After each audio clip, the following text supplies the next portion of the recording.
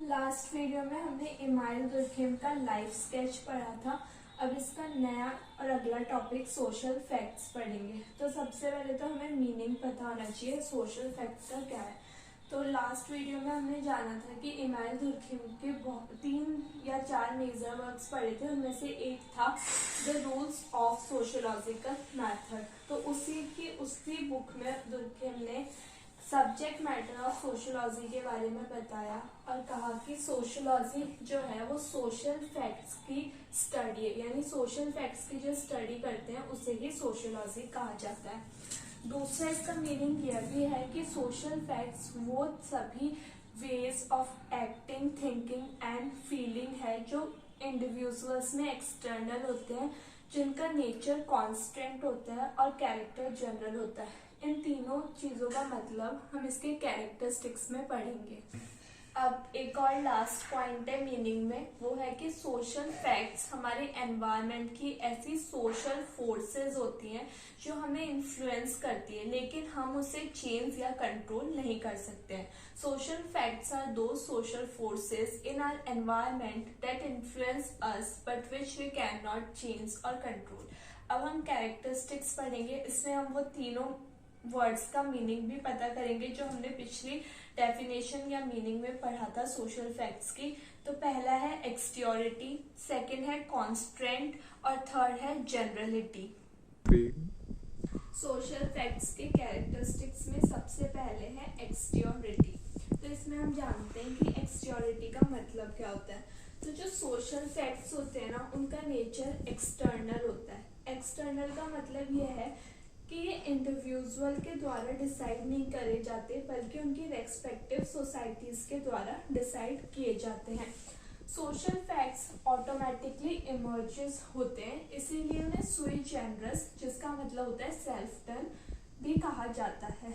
Social facts हमेशा individual के around present है और उनके इंडिविजुअल के बर्थ से पहले डिसाइड हो जाता है कि इंडिविजुअल को क्या करना है। इंडिविजुअल के जो डूज एंड डोंट्स होते हैं वो ऑलरेडी डिसाइडेड होते हैं सोशल फैक्ट्स के द्वारा। अब सोशल फैक्ट्स का दूसरा कैरेक्टरिस्टिक है कॉन्स्टेंट।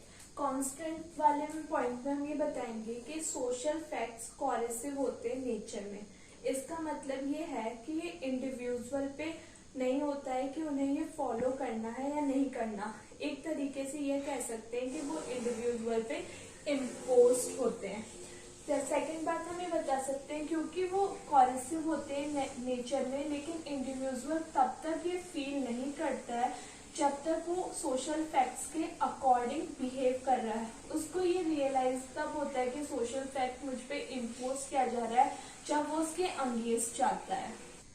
तो जैसे कि एग्जाम्पल के लिए हम ले सकते हैं लॉ, कि लॉ एक सोशल फैक्ट है। जब तक इंडिविजुअल लॉ को फॉलो कर रहा है, उसके अकॉर्डिंग चल रहा है, तब तक उसको उसकी पावर का रियलाइजेशन नहीं होगा। लेकिन जब वो उस लॉ को ब्रेक करेगा और उसे पनिशमेंट मिलेगा, तब उसे सोशल फैक्ट का रियलाइजेशन होगा, सोशल फैक्ट की वो रियलाइज होगी।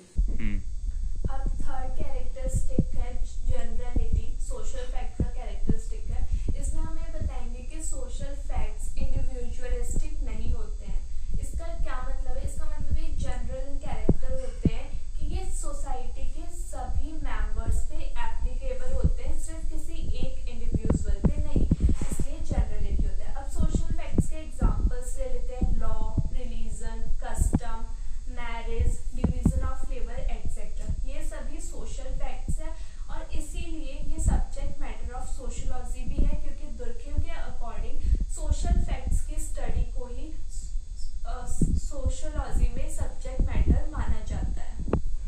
अब हमारा जो नेक्स्ट टॉपिक है सोशल फैक्ट्स में, वो है types of social facts.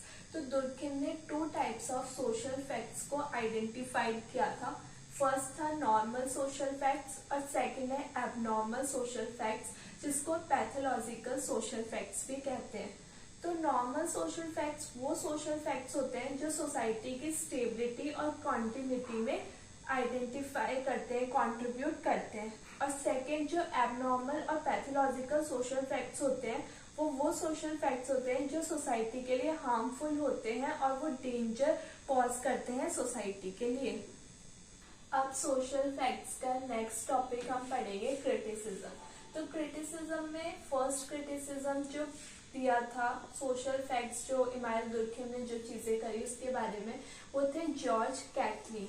George Catlin believe करते थे कि जो बायोलॉजिकल, साइकोलॉजिकल और सोशल फैक्ट्स है उनको सेपरेट या फिर उनको डिफ्रेंशिएट करना बहुत ही ज्यादा डिफिकल्ट है। उनका कहना था कि इमानुएल दुर्खेम ने सोशियोलॉजी को साइंटिफिक मैनर में डेवलप करने की कोशिश करी, लेकिन उन्होंने जो उसका एक्सप्लेनेशन दिया वो बिल्कुल ही अनसाइंटिफिक था। सेकंड क्रिटिसिज्म इमानुएल दुर्खेम की थ्योरी पे जो दिया वो मैक्स वेबर ने दिया।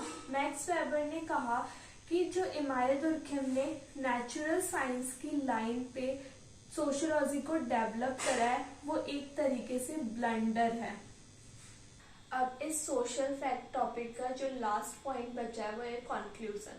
कंक्लूजन में हम ये बताएंगे कि इमानुएल दुर्खेम के जो भी इनोवेशन और एफर्ट्स थे उसकी वजह से उन्होंने सोशियोलॉजी को एज अ साइंस स्टैब्लिश्ड करा और उनके इन सभी कंट्रीब्यूशन के लिए उन्हें फादर ऑफ मॉडर्न सोशियोलॉजी के नाम से भी जाना जाता है। तो अब हमने लाइफ स्केच कंप्लीट कर लिया था इससे पहले वाले वीडियो में। इस वीडियो में हमने सोशल फैक्ट्स कंप्लीट कर लिया। अब जो नेक्स्ट वीडियो आएगी उसमें हम सॉलिडरिटी टॉपिक भी कंप्लीट कर लेंगे। Please like, share, comment and subscribe.